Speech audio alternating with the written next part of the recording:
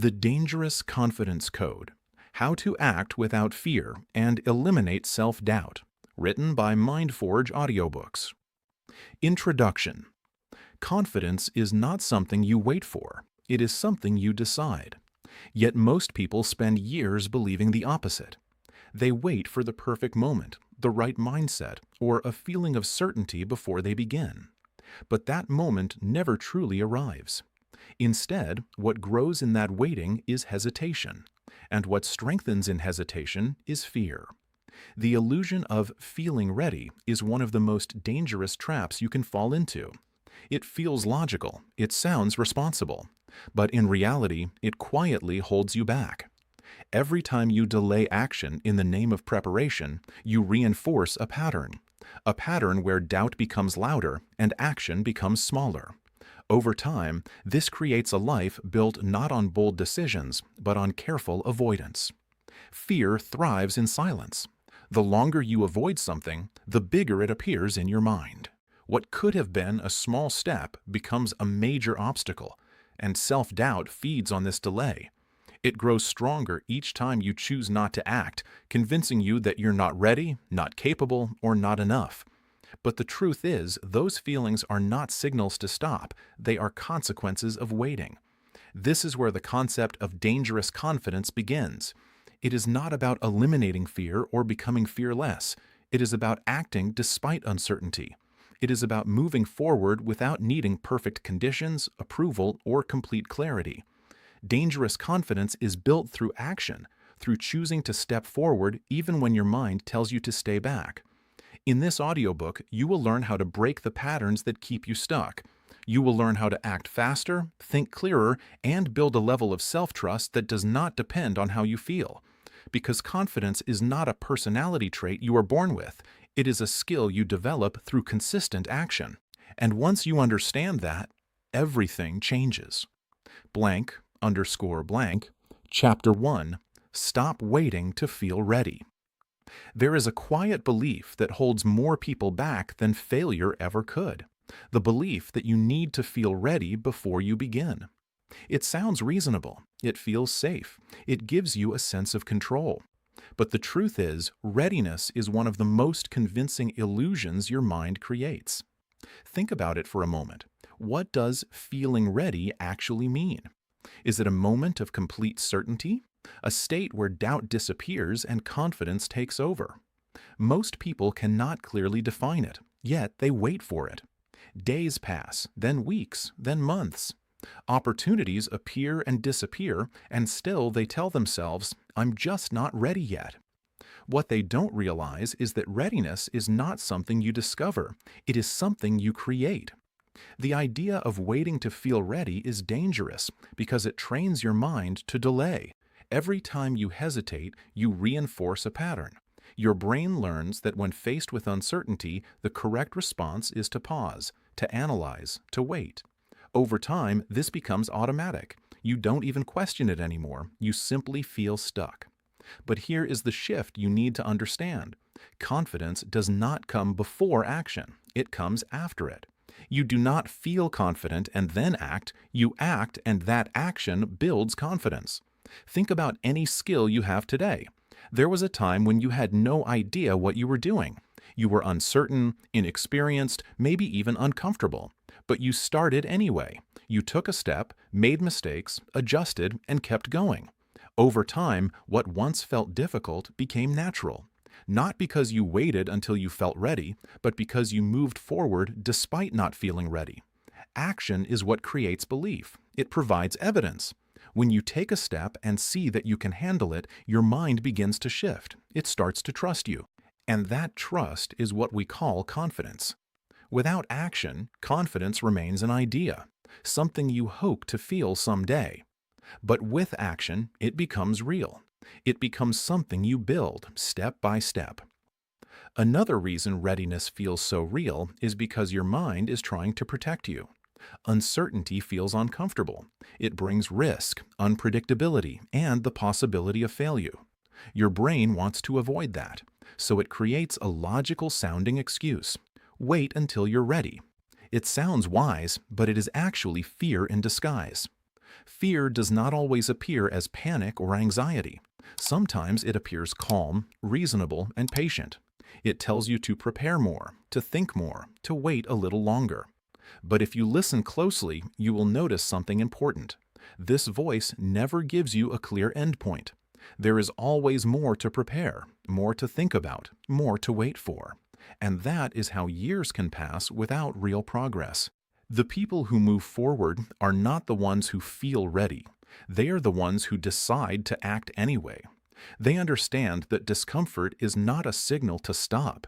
It is a sign that they are stepping into something new. This is where momentum begins. Momentum is one of the most powerful forces in your life. It is not created by thinking. It is created by doing. The moment you take action, even a small one, you break the pattern of hesitation. You send a signal to your brain. I move. That signal matters because identity is built through repeated actions. Every time you act, you reinforce the idea that you are someone who takes action. And over time, that identity becomes stronger than your doubts. You stop seeing yourself as someone who waits. You start seeing yourself as someone who moves forward. But here is the key. Your first step does not need to be big. In fact, it should not be. One of the biggest mistakes people make is believing they need to take massive action to change their life. That belief creates pressure, and pressure leads to hesitation. Instead, focus on the smallest possible step. If you want to start something, don't think about the entire journey. Don't think about how far you need to go. Ask yourself a simpler question. What is the smallest action I can take right now? It could be sending a message, writing a single paragraph, making a quick decision, or starting a task for just a few minutes. The size of the step does not matter. What matters is that you take it, because once you take that step, something changes. The resistance decreases, the fear becomes smaller, and the next step becomes easier. This is how momentum builds, not through big dramatic actions, but through small, consistent ones. You also need to understand that clarity comes after action, not before it. Many people believe they need to have everything figured out before they begin. They want a perfect plan, a clear path, and guaranteed results. But that level of certainty does not exist. You figure things out by doing. Action gives you feedback. It shows you what works, what doesn't, and what needs to change. Without action, you remain stuck in theory. With action, you enter reality. There will never be a perfect moment. Conditions will never be fully aligned. You will never feel completely certain. And that is not a problem. It is how life works. The only question is whether you are willing to act despite that. From this point forward, you need a new rule. Act before you feel ready. When you catch yourself hesitating, don't negotiate with it. Don't analyze it endlessly. Move. Take the step. Start the task. Speak the words. Break the pattern immediately. Because the longer you wait, the stronger hesitation becomes. And the faster you act, the weaker it gets. This is where dangerous confidence begins. Not in big moments, but in small decisions. Decisions to act without permission from your emotions. Decisions to move forward without waiting for certainty. You do not need to eliminate fear to act. You only need to stop obeying it. And once you do that, you will realize something powerful. The version of you you have been waiting to become does not exist in the future. It exists in your actions. So stop waiting. Stop preparing endlessly. Stop looking for a feeling that will never come. Start moving, because everything changes the moment you do. __, Chapter 2. Kill the habit of overthinking. Overthinking feels like intelligence in action. Your mind is active, analyzing possibilities, weighing outcomes, searching for the best choice. It gives you the illusion of progress. But in reality, overthinking is often not a sign of clarity. It is a form of fear. Fear rarely announces itself directly. It doesn't always say, "I'm afraid." Instead, it hides behind logic. It tells you to think a little more, to consider every angle, to wait until you're absolutely sure. It convinces you that more thinking will lead to better decisions. But what actually happens is the opposite. The more you think, the more uncertain you become. You start with a simple decision. Then your mind begins to expand it. What if this goes wrong? What if there's a better option? What will people think? What if you regret it later? Each question leads to another, and before you know it, you are stuck in a loop. Not moving forward, not making progress, just thinking. This is the trap of overthinking. It keeps you busy, but it keeps you still. At its core, overthinking is your mind trying to protect you. It wants to avoid mistakes. It wants to eliminate risk. It wants certainty. But life does not offer certainty. No matter how much you think, there will always be unknowns. And the attempt to remove all uncertainty is what keeps you stuck. You must understand this clearly. The problem is not that you don't have enough information. The problem is that you are delaying the decision. Most of the time, you already know enough to take the next step. You may not know everything, but you know enough to begin. The gap between where you are and where you want to go is not filled by more thinking. It is filled by action. This is why clarity does not come before action. It comes after it. When you act, you get feedback. You see what works and what doesn't. You adjust. You learn. Each step gives you more information than hours of thinking ever could. Action simplifies things. It turns uncertainty into experience. But when you stay in your head, everything becomes more complicated. Every option feels heavy. Every decision feels risky. And eventually, doing nothing feels like the safest choice. This is how overthinking slowly turns into inaction. And inaction has a cost. Every decision you avoid does not disappear. It stays in your mind. It takes up space. It drains your energy. This is why overthinkers often feel overwhelmed, not because they are doing too much, but because they are carrying too many unfinished decisions. Each delayed choice becomes mental weight. The way out of this is not to think more clearly. It is to decide faster. Decision speed is one of the most underrated skills you can develop. It does not mean being careless. It means being willing to move forward without perfect certainty. Most people are waiting for the perfect decision, but perfect decisions do not exist. Every choice has risks. Every path has uncertainty. Waiting for perfection is a guaranteed way to stay stuck. Instead, you must learn to make the best decision you can with the information you have, and then move. Speed creates progress. When you decide quickly, you act quickly. When you act quickly, you learn quickly. And when you learn quickly, you improve quickly. Even if your decision is not perfect, it moves you forward. It gives you direction. People who move fast are not always right, but they are always growing. People who overthink may avoid mistakes in the short term, but they also avoid growth in the long term. You must decide which path you want. Another important shift is to simplify your decisions. Not every choice deserves deep analysis. In fact, most daily decisions are low risk and reversible. You can adjust, you can correct, you can change direction. But when you treat every decision as if it will define your entire life, you create unnecessary pressure. That pressure leads to hesitation, and hesitation leads to inaction. Instead, ask yourself a simple question. Is this decision reversible? If the answer is yes, then there is no reason to overthink it. Choose, act, and adjust if needed. This mindset removes pressure. It allows you to move with more freedom and less fear.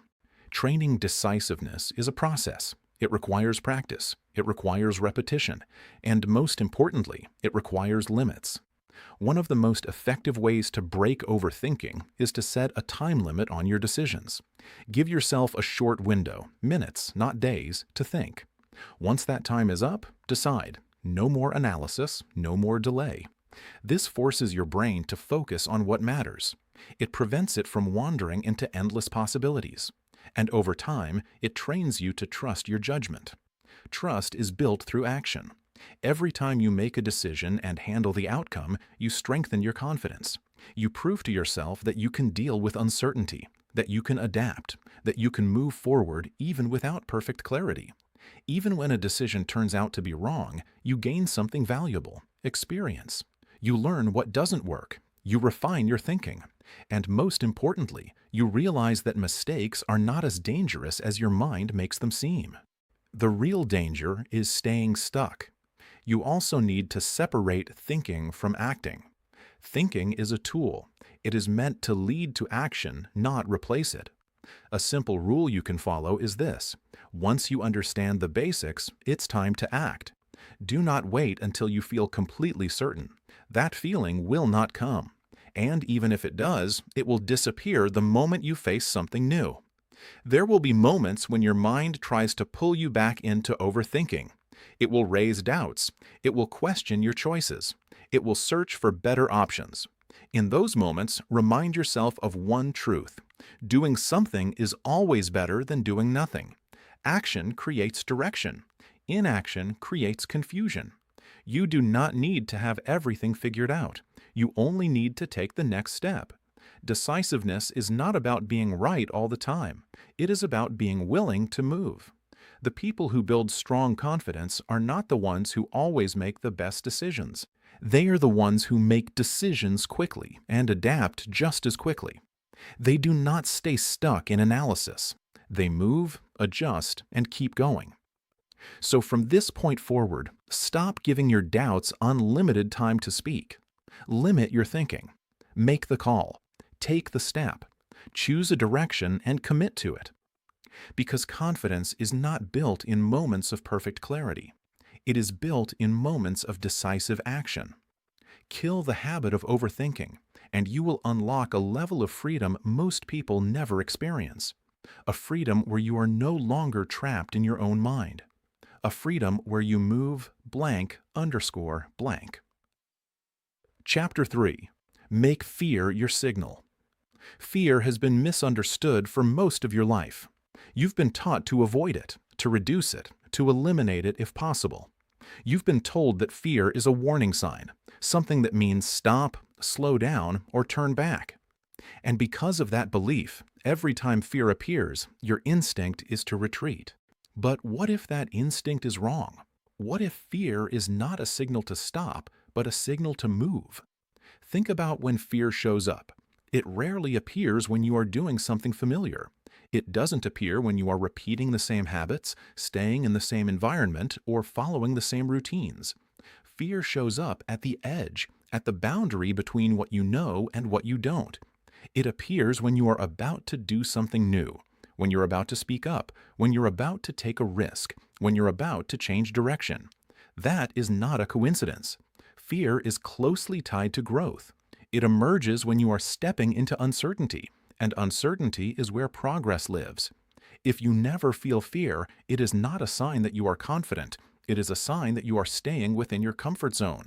And your comfort zone, while safe, is also limiting. The problem is not fear itself. The problem is how you interpret it. Right now, your mind treats fear as danger. It assumes that because something feels uncomfortable, it must be harmful. This is a leftover survival mechanism. In the past, discomfort often meant risk. But today, most of the situations that trigger fear are not life-threatening. They are opportunities. Yet your brain does not always recognize that difference, so it reacts the same way, by trying to protect you. It tells you to wait, to avoid, to stay safe. And if you listen to it without questioning it, your life becomes built around avoidance. You avoid difficult conversations. You avoid new challenges. You avoid opportunities that feel uncertain. And over time, that avoidance shapes your reality. You stay where you are, not because you lack potential, but because you obey fear. This is why you need to reframe fear.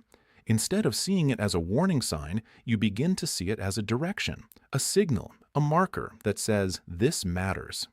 When you feel fear, it often means you are standing in front of something that has the potential to change you. It might be uncomfortable, it might be uncertain, but it is important. That shift in perspective changes everything. Fear is no longer something to escape. It becomes something to follow. It becomes a guide. But understanding this is not enough. You must also act on it. Because fear does not disappear through thinking. It disappears through exposure. The more you avoid something, the bigger it becomes in your mind. Your imagination fills in the gaps. it exaggerates the risks, it creates worst-case scenarios. And because you never face the situation, those fears remain untested. But the moment you take action, something changes. You step into the situation and you realize it is not as overwhelming as you imagined. It may still be uncomfortable, but it is manageable. And that realization weakens the fear. Each time you face it, it loses power. This is how confidence is built, not by eliminating fear, but by reducing its influence. Exposure turns the unknown into the familiar, and what becomes familiar no longer feels threatening. Think about something that once made you nervous but now feels normal. Maybe it was speaking in front of others, starting something new, or handling a difficult situation. The first time felt intense, but after repeated exposure, it became easier. The situation didn't change, you did. That is the process, and it only happens when you act. Acting despite discomfort is the core of dangerous confidence. It is not about feeling ready. It is not about feeling calm or certain.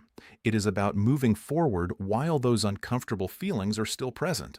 Your voice may shake, your thoughts may race, your heart may beat faster, but you act anyway. And in doing so, you send a powerful message to your mind. Fear does not control me. That message matters. Because every time you act in the presence of fear, you weaken its authority. You show yourself that you can handle discomfort, that you can move forward even when things feel uncertain. And that builds a deeper level of confidence, one that is not dependent on how you feel. You also begin to notice something important. Fear is often pointing towards something valuable. It shows up before important conversations, before meaningful decisions, before opportunities that could change your direction. It is rarely random. And when you start paying attention, you begin to see a pattern. The things you avoid the most are often the things that matter the most. The question then becomes simple. Will you follow fear or will you follow growth? Because you cannot do both. If you follow fear, you will stay within your limits. If you follow growth, you will move beyond them. This does not mean you take reckless risks. It does not mean you ignore logic or act without thinking. It means you stop using fear as the final decision maker. You feel it, you recognize it, but you do not obey it. Instead, you use it. You let it guide you toward the areas where you need to grow. You let it show you where your limits are, and then you step through those limits, one step at a time. You don't need to take massive leaps. In fact, you shouldn't. Start small. The next time you feel fear, pause for a moment. Notice it, name it, acknowledge it, and then take one step forward. It could be something simple, speaking up, making a decision, starting something you've been avoiding. What matters is not the size of the action, it is the direction. Because each time you move toward fear instead of away from it, you change your pattern. Fear no longer leads to avoidance, it leads to action. And that shift transforms your identity. You become someone who moves toward discomfort, not away from it. Someone who uses fear as a signal, not a stop sign. And that identity is powerful, because it removes one of the biggest barriers that holds people back. You are no longer waiting for fear to disappear. You are moving with it. There will always be fear. It will appear in new forms as you grow. But instead of seeing that as a problem, you begin to see it as a sign that you are expanding, that you are stepping into something new, that you are moving forward. So the next time fear shows up, do not ask how to get rid of it. Ask what it is pointing you toward, and then take a step in that direction. Not because you feel ready, but because you have decided that fear will no longer decide for you. Make fear your signal and keep moving. Chapter 4. Build proof through action. Confidence is not built in your mind first. It is built through your actions. You can tell yourself that you are capable, repeat positive thoughts, and imagine success. But if your actions do not support those beliefs, your mind will not fully accept them. Your brain does not rely on words. It relies on evidence. This is where most people go wrong.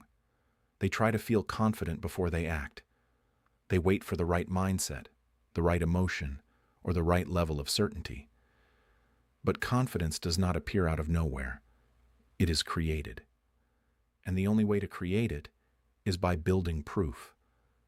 Every action you take sends a message to your mind. When you follow through on something, even something small, you are telling yourself, I can rely on myself. When you delay, avoid, or quit, you send the opposite message. Over time, these messages form a pattern, and that pattern becomes your identity. You either become someone who acts or someone who hesitates. Confidence comes from evidence because your mind is always observing your behavior. It watches what you do more than what you say. If your actions are inconsistent, your confidence will be unstable. If your actions are consistent, your confidence will become strong. This is why self-trust is so important. Self-trust is the foundation of real confidence. It is the belief that you will do what you say you will do. And like any form of trust, it is built over time through repeated proof. Think about how trust works with other people. You don't trust someone because they say the right things. You trust them because they consistently follow through. The same principle applies to yourself. If you constantly break promises to yourself, your confidence weakens. If you consistently follow through, your confidence grows. It is that simple. But simplicity does not mean it is easy. The challenge is that your mind often resists action. It looks for comfort. It looks for ease. It tries to avoid effort. And this is where many people begin to rely on motivation. They wait until they feel inspired. They wait until they feel energized. They wait until they feel ready to act. But motivation is unreliable. It comes and goes.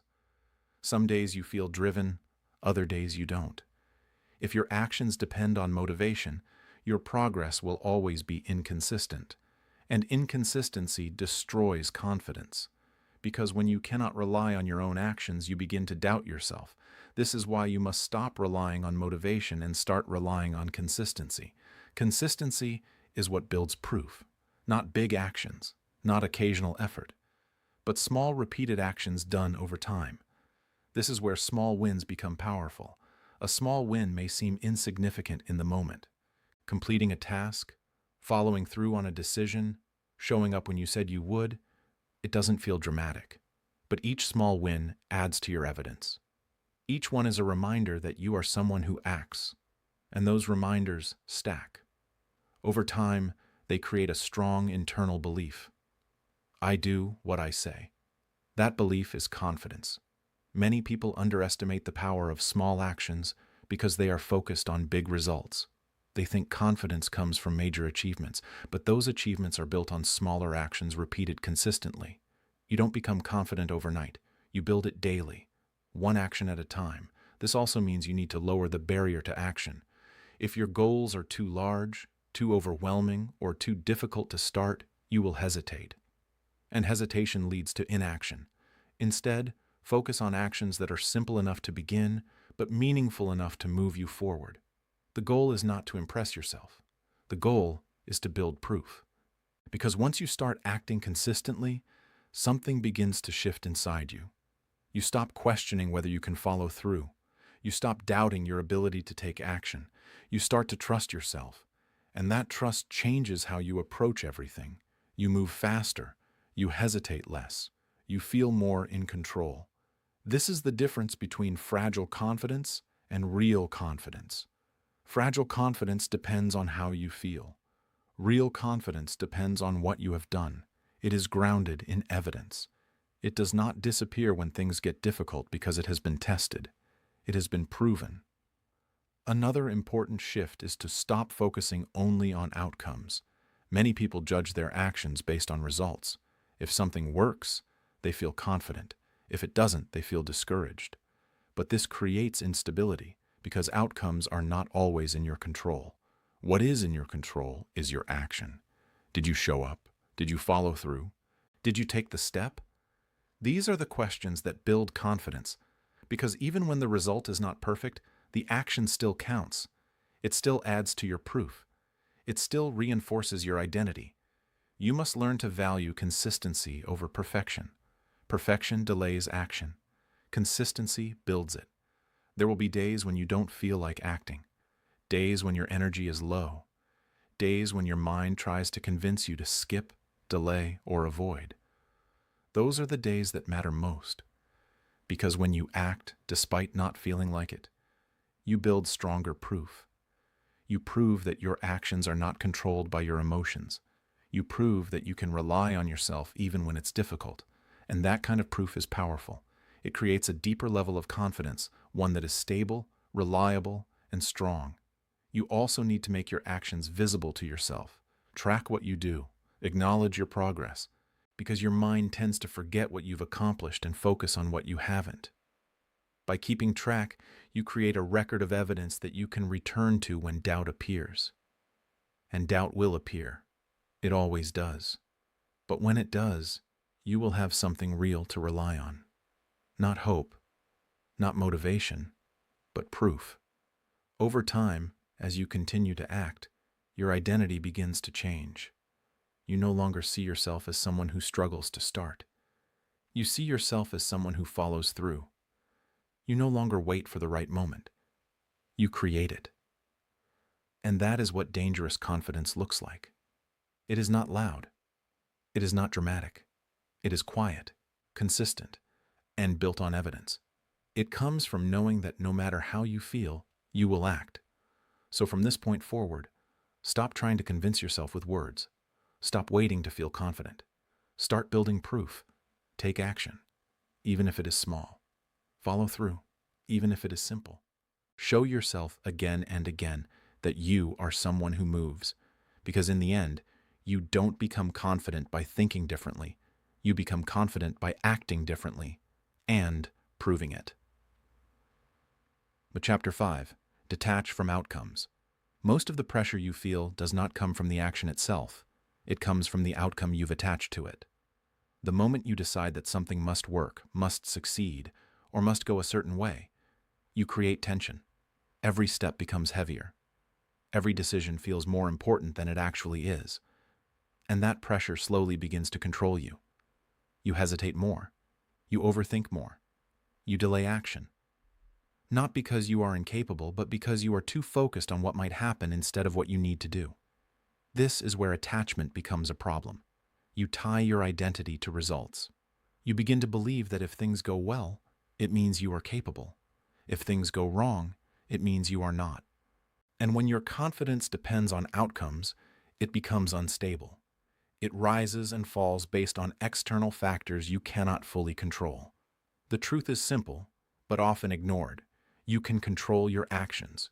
You cannot control your results. There are too many variables outside your control: timing, other people, unexpected circumstances, and random outcomes. You can influence results, but you cannot guarantee them. And when you try to control what cannot be controlled, you create anxiety. This is why so many people struggle to take action. They are not afraid of the work. They are afraid of the result. They want certainty before they begin. They want assurance that their effort will pay off. But life does not offer guarantees. It only offers opportunities. And those opportunities require you to act without knowing exactly how things will turn out. Detaching from outcomes changes everything. It shifts your focus from what you cannot control to what you can. Instead of asking, "Will this work?" you begin to ask, "What action can I take right now?" That shift removes pressure. It simplifies your thinking. It allows you to move forward without being weighed down by uncertainty. This is what a process-focused mindset looks like. You stop obsessing over results. You start focusing on execution. You measure your success not by what happened, but by what you did. Did you take the step? Did you follow through? Did you give your best effort? These questions keep you grounded in action, because action is always within your control. When you adopt this mindset, something powerful begins to happen. You become more consistent. You stop waiting for perfect conditions. You stop overanalyzing every possible outcome. You simply focus on doing the work. And ironically, this is what often leads to better results. Because when you are not overwhelmed by pressure, you perform better. You think more clearly. You act more freely. You make decisions faster.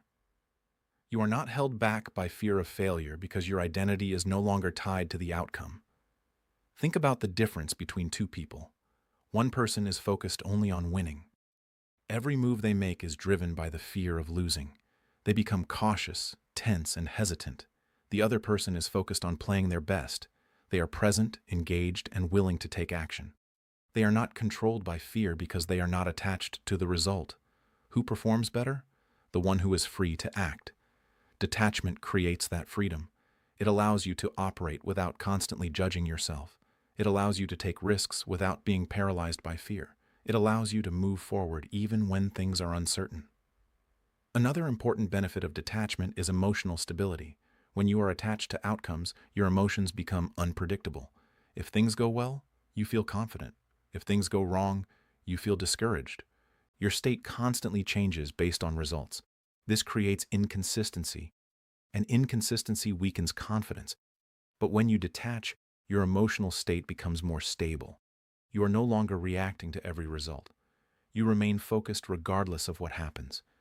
You continue taking action even when outcomes are slow or uncertain. You stop riding emotional highs and lows. You start operating with control. This does not mean you stop caring. Detachment is not about indifference. It is about clarity. You still have goals. You still work toward them. You still aim to succeed. But you do not let the outcome control your actions or define your self-worth. You care about the process more than the result. And that is what creates long-term success.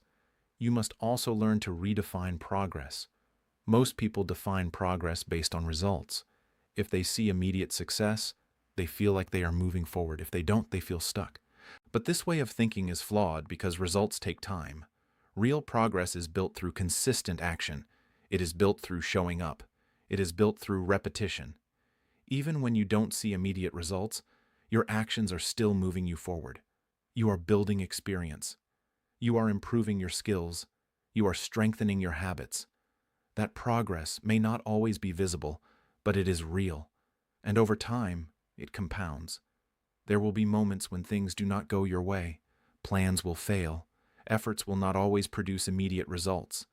In those moments, attachment will try to pull you back. It will make you question yourself. It will make you doubt your direction. This is where detachment becomes essential. Instead of asking, "Why didn't this work?" ask, "What can I do next?" That question keeps you moving, because staying in action is more important than analyzing every outcome. Detachment also allows you to adapt more effectively. When you are not emotionally tied to a specific result, you can see things more clearly. You can adjust your approach. You can learn from feedback. You can make better decisions. But when you are attached, you become rigid. You resist change. You hold on to expectations, and that limits your growth. Flexibility comes from detachment, and flexibility leads to progress.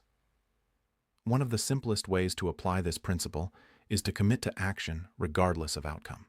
Decide in advance that you will act, whether you feel confident or not, whether the result is certain or not.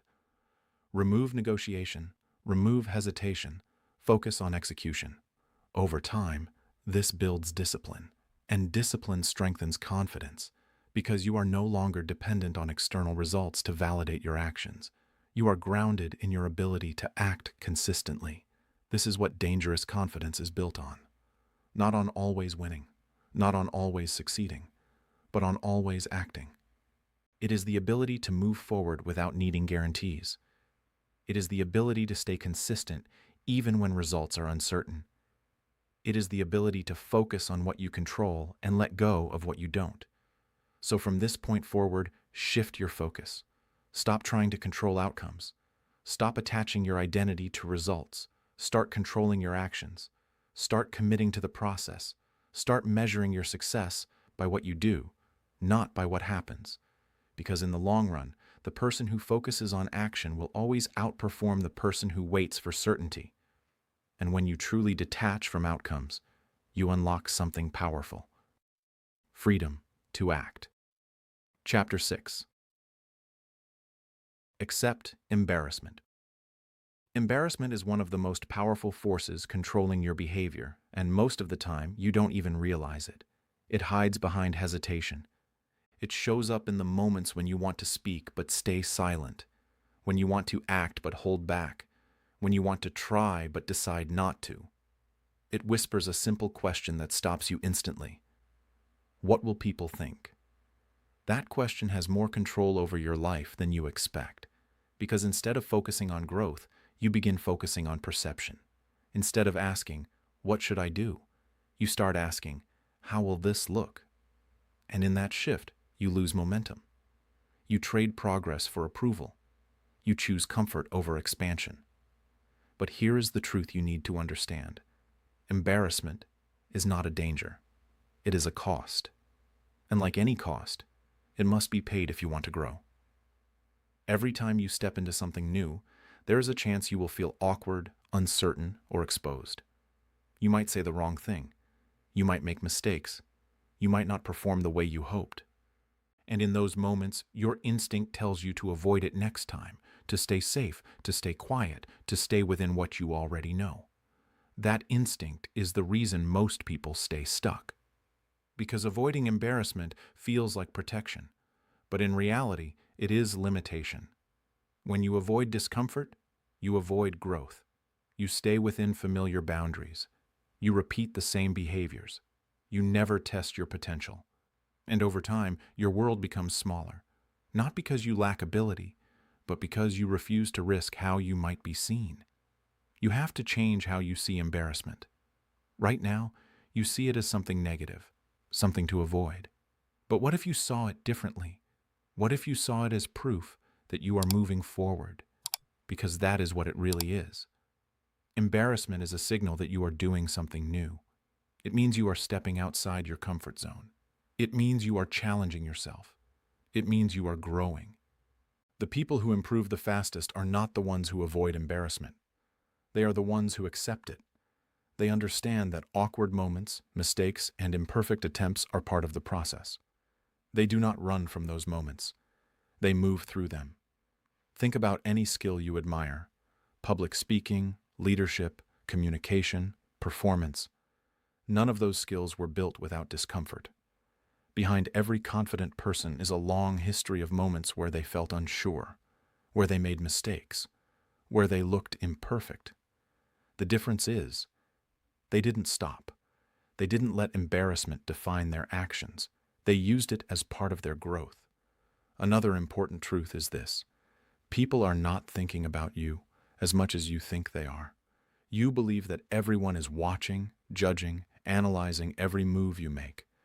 But in reality, most people are focused on themselves, their own problems, their own insecurities, their own concerns. What feels like a big moment to you is often a small, forgettable moment to others. Even when people do notice your mistakes, it rarely lasts. They move on. They forget. But you hold on to it, replaying it in your mind, turning it into something bigger than it actually is. This is how social fear grows, not from reality, but from imagination. You create scenarios in your mind. You exaggerate outcomes. You assume the worst. And because of that, you hold yourself back before anything even happens. The solution is not to eliminate that fear. The solution is to act despite it. You must train yourself to move forward even when embarrassment is possible. Not because it feels comfortable, but because it is necessary. Growth requires exposure. It requires you to be seen before you are ready. It requires you to try before you are perfect. It requires you to risk looking inexperienced in order to become experienced. There is no other way. One of the most effective ways to break this pattern is to deliberately place yourself in situations where discomfort exists. Speak up more often. Share your ideas. Try new things. Take small social risks. At first it will feel uncomfortable. That is expected. But each time you do it, something changes. Your tolerance increases. What once felt overwhelming becomes manageable. What once stopped you becomes something you barely think about. This is how confidence grows, not by avoiding embarrassment, but by becoming familiar with it. Over time, embarrassment loses its power. It no longer controls your decisions. You stop filtering everything through the question, How will this look? And start focusing on what actually matters: progress. Another important shift is choosing growth over perception. Most people are more concerned with how they appear than who they become. They want to look confident instead of building confidence. They want to avoid mistakes instead of learning from them. But appearance is temporary. Growth is lasting. If you focus only on how you are perceived, you will limit yourself. You will play it safe. You will avoid risks. You will stay in your comfort zone. But if you focus on growth, you will take action. You will accept mistakes. You will improve. And over time, that growth will naturally change how you are perceived. Confidence is not built by trying to look confident. It is built by doing things that require courage, even when those things are uncomfortable, even when they are imperfect, even when they come with embarrassment. You also need to understand the long-term cost of avoidance. When you avoid embarrassment, you may feel comfortable in the moment, but that comfort comes at a price: missed opportunities, missed connections, missed growth. And over time, those missed moments turn into regret. Regret is far heavier than embarrassment. Embarrassment is temporary. Regret can last for years. So the real question is not, how do I avoid embarrassment? The real question is, which cost am I willing to pay? The cost of discomfort now, or the cost of staying stuck later? When you begin to accept embarrassment as part of the process, something shifts inside you. You stop trying to appear perfect. You stop waiting for the right moment. You start acting more freely. You take more chances. You speak more openly. You move with less hesitation. And that freedom accelerates your growth. This is where dangerous confidence begins to form. Not in perfect situations, not in moments where everything feels easy, but in moments where you act despite discomfort. Dangerous confidence is not about always looking good. It is about being willing to look imperfect while you improve. It is about valuing progress over perception. It is about understanding that every awkward moment is a step forward. So the next time you feel that hesitation, the fear of how you might be seen, pause and remind yourself, this is the cost of growth, and then take the step anyway. Speak, act, move forward, because on the other side of that discomfort is a version of you that is stronger, more capable, and far more confident than the one who chose to stay safe. Accept embarrassment, and you remove one of the biggest barriers between you and your potential. Chapter 7. Eliminate the need for approval. The moment you begin to depend on approval, you lose control of your direction. It doesn't happen suddenly. It builds quietly. You start adjusting your words before you speak. You filter your actions based on how they might be received. You hesitate, not because you don't know what to do, but because you're unsure how others will react. And over time, without realizing it, you begin to live for permission instead of purpose. Approval seeking feels harmless. It even feels responsible at times. You tell yourself you're being careful, respectful, or thoughtful. But beneath that surface is something more limiting, a reliance on external validation to confirm your decisions. And that reliance weakens your confidence, because confidence cannot grow in a mind that is constantly asking, is this okay? When every decision depends on someone else's response, you lose independence. You become cautious, you delay action, you second-guess yourself. Not because you lack ability, but because you have trained yourself to look outward before looking inward. This is the trap of approval. It creates hesitation, it creates dependence, and it keeps you stuck. You need to understand one important truth. Approval is unpredictable. What one person supports, another may reject. What is praised today may be criticized tomorrow.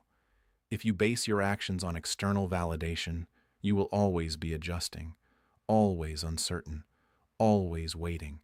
You will never feel stable, because your foundation is built on something you cannot control.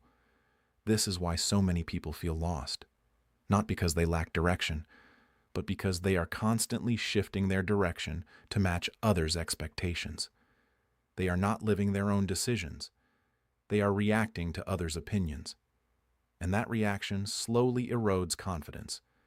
To break this pattern, you must shift from external validation to internal validation. Instead of asking, "Do others approve of this?" you start asking, "Do I believe in this?" That question is powerful because it brings responsibility back to you. It forces you to think. It forces you to decide. It forces you to trust your own judgment. Internal validation is the foundation of real confidence. It is not about ignoring others completely. It is about not depending on them to move forward. You can listen to feedback. You can consider advice, but you do not wait for approval. You decide, and then you act. Building self-trust is the key to this shift. Right now, if you rely heavily on approval, it is likely because you do not fully trust your own decisions. You doubt your judgment. You question your ability. And because of that, you look to others for reassurance. But self-trust is not something you are born with. It is something you build. And the way you build it is through action. Every time you make a decision without seeking approval, you strengthen that trust. Every time you act on your own judgment, even when it feels uncertain, you send a message to yourself. I can rely on me. At first, this will feel uncomfortable. You may doubt your choices. You may worry about making mistakes. That is normal. You are breaking a pattern you have followed for years. But the more you practice, the stronger it becomes. Self-trust grows through repetition. You also need to accept that not everyone will agree with you. This is one of the hardest parts of eliminating approval seeking, because deep down you want acceptance. You want to be understood. You want to be supported. But agreement is not required for action. You do not need everyone to support your decisions in order to move forward. In fact, if you wait for universal approval, you will never act at all. There will always be someone who disagrees. There will always be someone who questions you. And that is not a problem. It is reality. Strong individuals understand this. They do not expect everyone to agree with them. They expect resistance. And they act anyway. There is a certain strength in standing alone with your decisions. It forces you to rely on your own thinking. It builds resilience. It removes the need for constant reassurance. And that strength becomes confidence. Another important distinction you need to make is between feedback and approval. Feedback is useful. It helps you improve. It gives you perspective. It allows you to adjust. Approval, on the other hand, is emotional. It is about being liked, accepted, or validated. You can use feedback without depending on approval. You can learn from others without needing them to agree with everything you do. That balance is important, because completely ignoring others can lead to blind spots, but depending on them will lead to hesitation. You need to stay in control of your decisions. The danger of approval seeking is that it slowly disconnects you from yourself. You stop asking what you think. You stop listening to your instincts. You stop making decisions based on your own values. Instead, you begin to shape your actions based on what will be accepted. And over time, you lose clarity. You lose direction. You lose confidence. Eliminating the need for approval reconnects you with yourself. You begin to act with more clarity. You make decisions faster. You feel less pressure because you are no longer trying to satisfy everyone.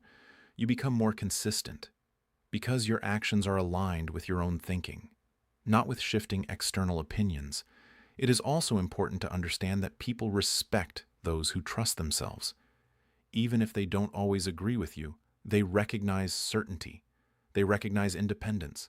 They recognize strength. And that presence commands attention. Approval seeking does the opposite. It signals uncertainty. It signals hesitation. It signals dependence. And people can sense that. When you trust yourself, you don't need to prove it. It shows in how you act. It shows in how you decide. It shows in how you move forward without constant validation. Over time, this becomes your default. You stop asking for permission. You stop waiting for reassurance. You stop looking around before you act. You simply decide and move.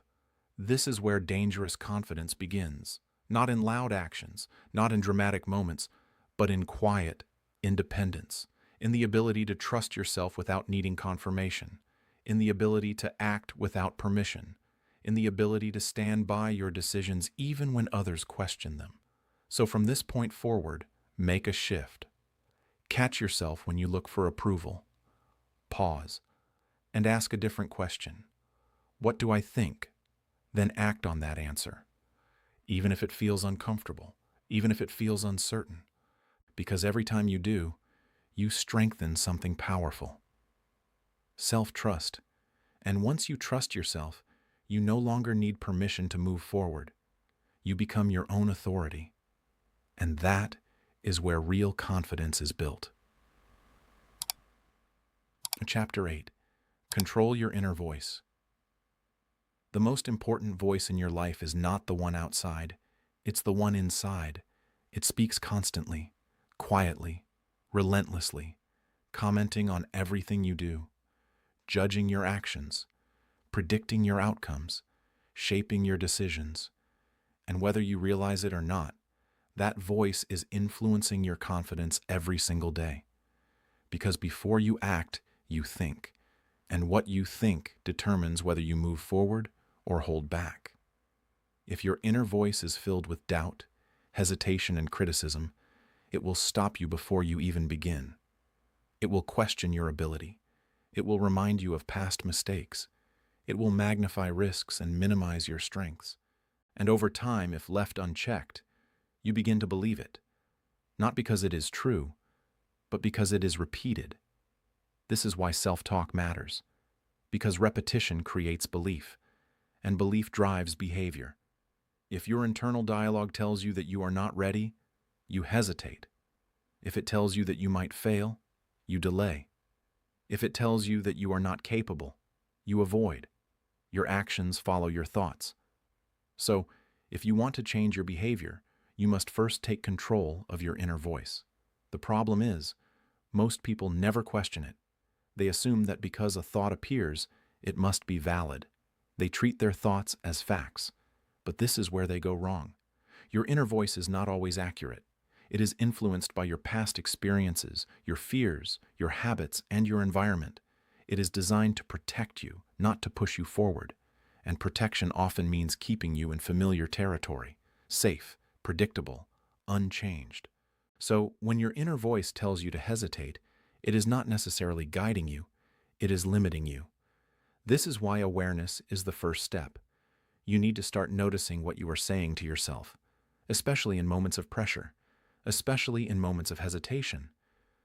When you feel stuck, ask yourself, what am I telling myself right now? You will begin to see patterns. I'm not ready. This might go wrong. I don't know enough. I'll do it later.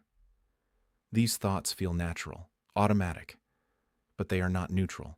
They are shaping your behavior. Once you become aware of these patterns, you gain something powerful: the ability to change them. The goal is not to eliminate negative thoughts completely. That is unrealistic. They will still appear. But you can change how you respond to them. You can stop treating them as commands. You can stop obeying them automatically. You can choose a different direction. This is where control begins. One of the most effective ways to shift your inner voice is to replace doubt with direction. Right now, your inner voice may act like a critic, pointing out problems, highlighting risks, creating hesitation. But you need to train it to act like a leader. A leader does not focus on what could go wrong. A leader focuses on what needs to be done. Clear, direct, action-oriented. Instead of saying, I don't think I can do this, you say, do it anyway. Instead of saying, what if I fail? You say, figure it out as you go. Instead of saying, I'm not ready, you say, start now. These are not empty affirmations. They are instructions.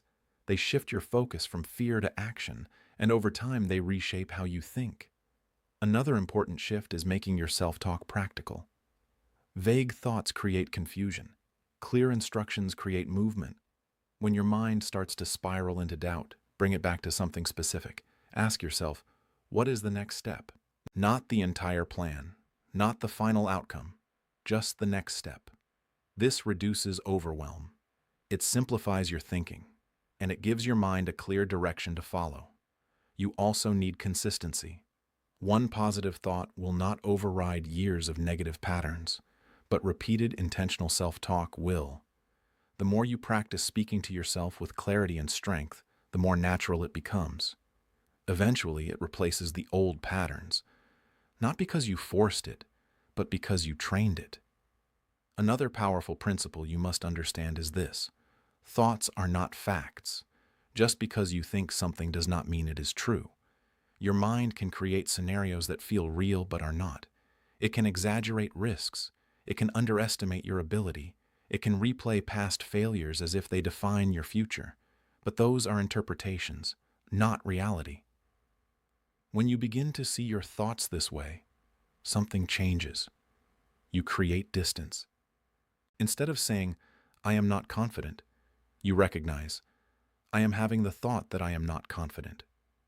That small shift is powerful because it separates you from your thoughts.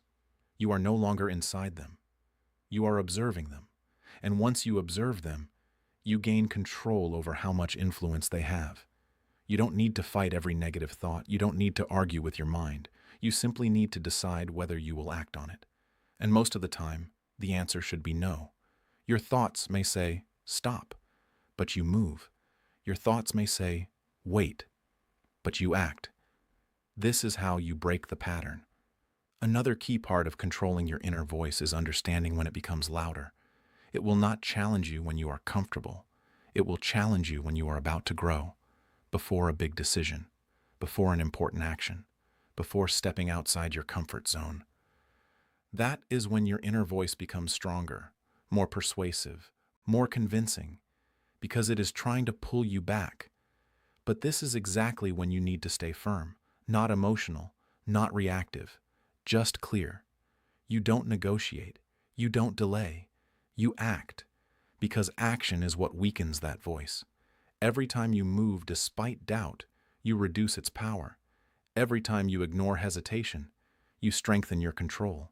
Over time, something shifts. Your inner voice changes.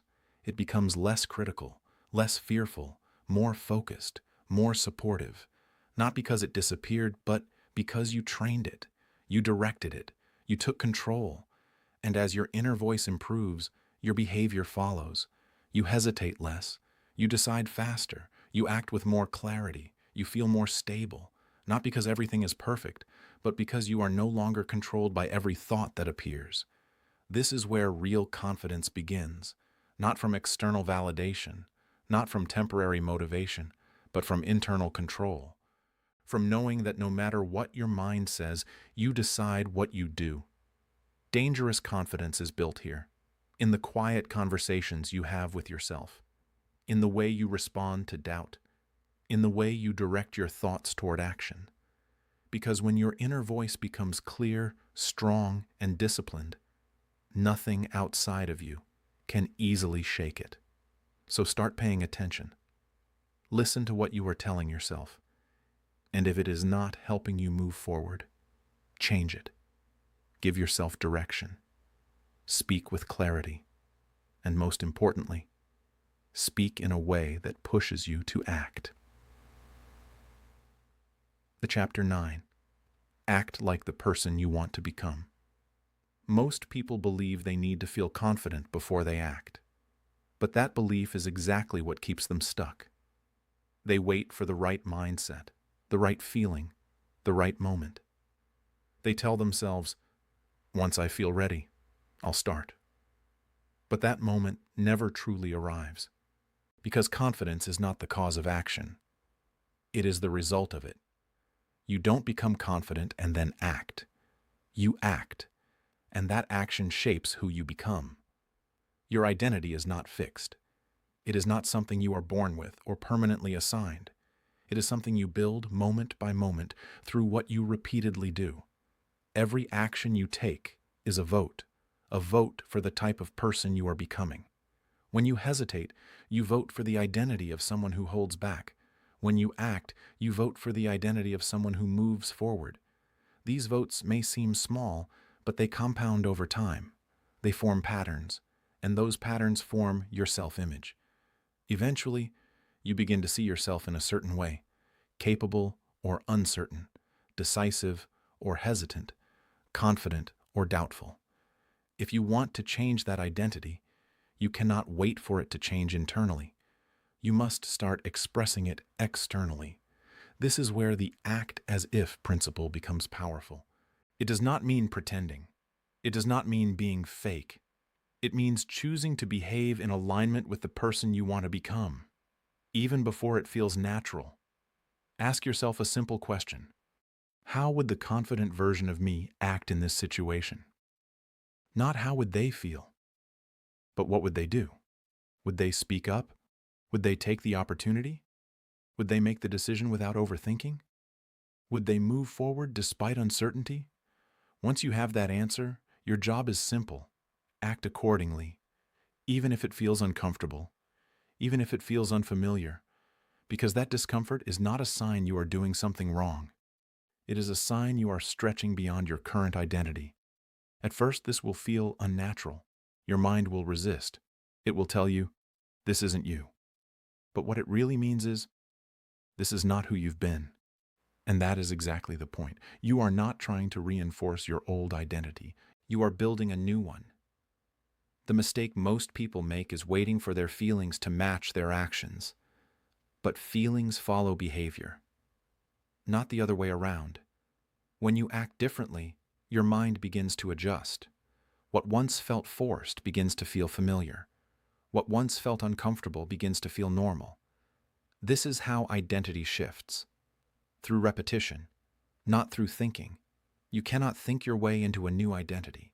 You must behave your way into it. Repetition is what creates belief. One action will not change how you see yourself, but repeated actions will. Every time you act in alignment with your desired identity, you reinforce it. Every time you follow through, you strengthen it. Every time you choose action over hesitation, you build it. Over time, these actions stack, and eventually, something changes. You stop asking, "Can I do this?" and start thinking, "This is what I do." That shift is powerful because it removes doubt. It replaces hesitation with certainty. It turns effort into instinct. This is why consistency matters more than intensity. You don't need to make massive changes overnight. You don't need dramatic actions. You need small, repeated behaviors that align with the person you want to become. If you want to be confident in communication, speak more often. If you want to be disciplined, follow through on small commitments. If you want to be decisive, make quicker decisions in everyday situations. These actions may seem simple, but they are not small, because they are shaping your identity. Another important shift is letting go of your past identity. Many people stay stuck because they define themselves by who they used to be. I've always been shy. I'm not the type of person who does that. That's just not me. These statements feel true, but they are based on past behavior, not future potential. Your past actions created your current identity, but they do not have to define your future. You can choose differently at any moment. And that choice begins with action. When you start acting differently, your mind will try to pull you back. It will remind you of your old patterns. It will question whether you can really change. This is normal. It is your brain trying to maintain consistency. But you do not need to argue with those thoughts. You override them with action. Every time you act in a new way, you weaken the old identity. Every time you repeat that action, you strengthen the new one. Over time, the old identity fades, and the new one becomes your default. It is also important to focus on behavior, not results. You do not need immediate success to prove that you have changed. You only need consistent action. Results will come later, but identity shifts begin immediately. The moment you act differently, the moment you choose to move, the moment you stop waiting. You must also understand that identity is built in everyday moments, not just big decisions, not just major events, but in small daily choices. Do you speak or stay silent? Do you act or delay? Do you follow through or avoid? These moments may seem insignificant, but they are shaping who you are every single day. Dangerous confidence is built here, not in thinking, not in planning, but in consistent, aligned action. It is built when you act without needing to feel ready, when you move without waiting for permission, when you behave like the person you want to become, before you fully believe that you are. Because belief comes later. Action comes first. So stop waiting to feel different. Stop waiting to become. Start acting now. Speak like that person. Move like that person. Decide like that person. Not because you already are, but because that is how you become. And over time, you will look back and realize something powerful. You are no longer trying to be that person. You have become them, because in the end, you don't become confident by thinking about it. You become confident by acting like it, until it becomes who you are. Chapter 10. Build daily discipline. Confidence is not built in moments of inspiration. It is built in moments of repetition. Quiet, consistent, often unexciting repetition. Most people wait for motivation. They wait to feel energized, inspired, or ready before they act. And when that feeling is present, they move. But when it disappears, and it always does, they stop. This creates inconsistency, and inconsistency destroys confidence. Because deep down, you know you cannot rely on yourself. You act sometimes, you hesitate other times. You move forward, then fall back. And over time, that pattern creates doubt, not because you lack ability, but because you lack consistency. This is where discipline changes everything. Discipline is not about feeling motivated. It is about acting regardless of how you feel. It removes emotion from the equation. It creates a standard, a structure, a system you follow whether you are inspired or not. And that system becomes your foundation. When you rely on motivation, your actions are unpredictable. When you rely on discipline, your actions become reliable. And reliability is what builds confidence. Because every time you do what you said you would do, you send a message to yourself. I can trust me. That message matters, more than external validation, more than temporary success, because self-trust is the core of confidence. Without it, everything feels uncertain. With it, everything becomes stable. Discipline is how you build that trust, not through big dramatic actions, but through small, repeated ones, daily actions, consistent behaviors, things you do even when you don't feel like doing them. This is where routine becomes powerful. Routine simplifies your life. It removes unnecessary decisions. Instead of asking yourself every day, should I do this? You already know the answer. It is part of your system, part of your structure, part of who you are becoming. This reduces hesitation. It reduces overthinking. It allows you to focus on execution instead of negotiation. Because most people don't fail from lack of knowledge. They fail from too much negotiation with themselves. They think, they delay, they justify, they postpone. And in that delay, action disappears. Routine eliminates that. It creates automatic behavior. You don't think about whether you will act. You just do. You don't need a perfect routine. You don't need something complex or overwhelming. In fact, the simpler it is, the better. Because simplicity increases consistency. And consistency is what matters most. Start small. Choose a few actions that move your life forward. Commit to them daily, or at least regularly. Follow through, even when it's inconvenient, even when it's boring, even when you don't feel like it. Because those are the moments that build discipline. Not when it's easy, but when it's difficult. At first, your mind will resist. It will look for excuses. It will try to delay. It will say things like, I'll do it later. Not today. I don't feel like it. That resistance is normal. You are breaking old patterns and creating new ones. But every time you follow through despite that resistance, you weaken it. You make the next time easier. You build momentum. One of the biggest mistakes people make is relying on motivation to stay consistent. Motivation is temporary. It fades quickly. It depends on mood, and mood is unpredictable. Discipline, on the other hand, is stable. It is built through repetition.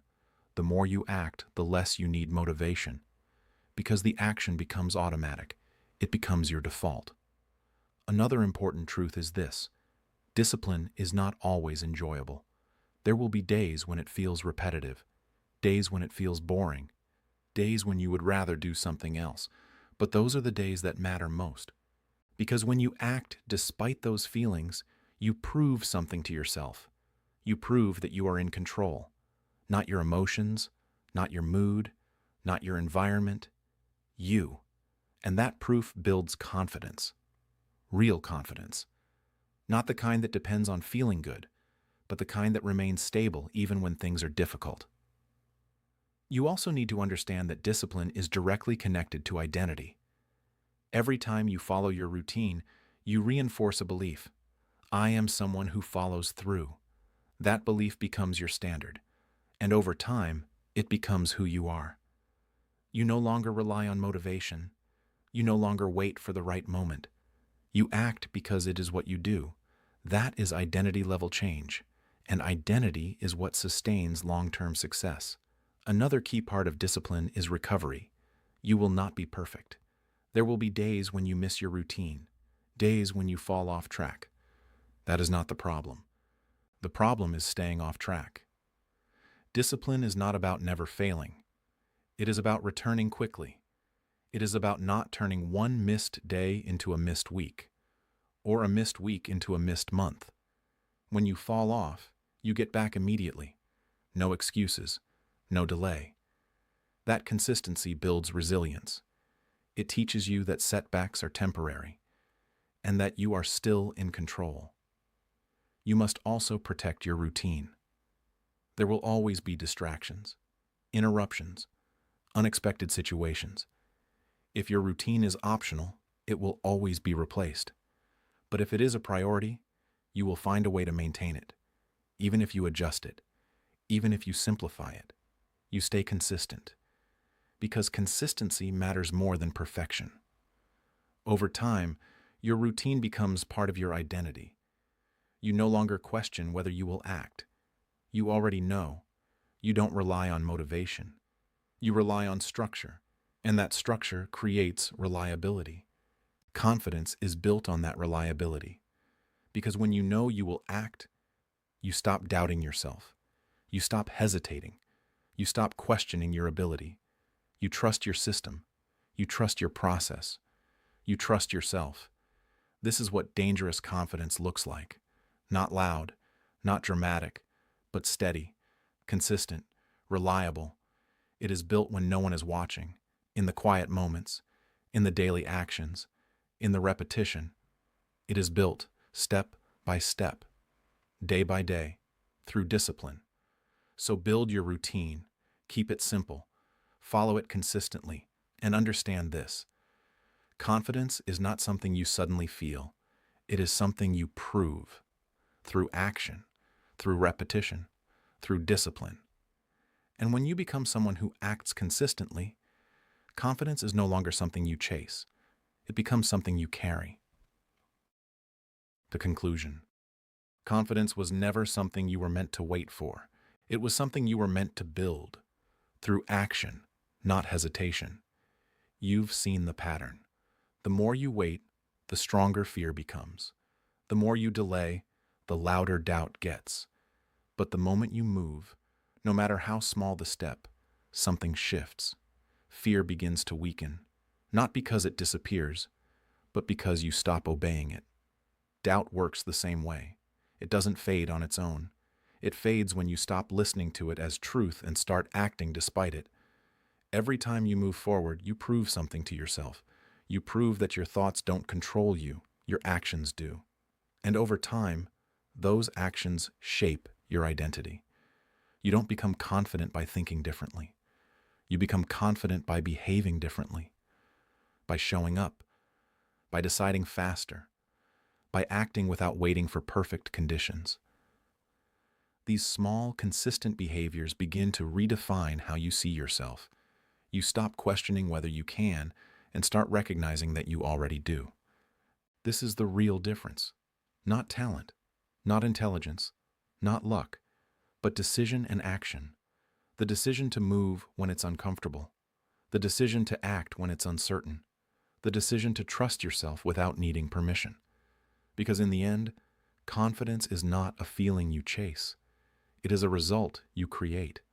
And once you understand that, you stop waiting and you start becoming. Call to action. Now ask yourself one simple question. What action have you been delaying? The message you haven't sent, the decision you've been avoiding, the step you know you should take. Don't ignore it. Recognize it. If this made you think differently, drop your answer in the comments. Say it clearly. Because once you say it, it becomes real. And that's where action begins. If you know someone who's stuck in hesitation or self-doubt, send this to them. Sometimes the right message at the right time can change everything. And if you want more mindset audiobooks like this, focused on action, clarity, and real growth, make sure you subscribe to MindForge Audiobooks. Because this is not about motivation, it's about transformation. Stop waiting. Start moving. That is the code.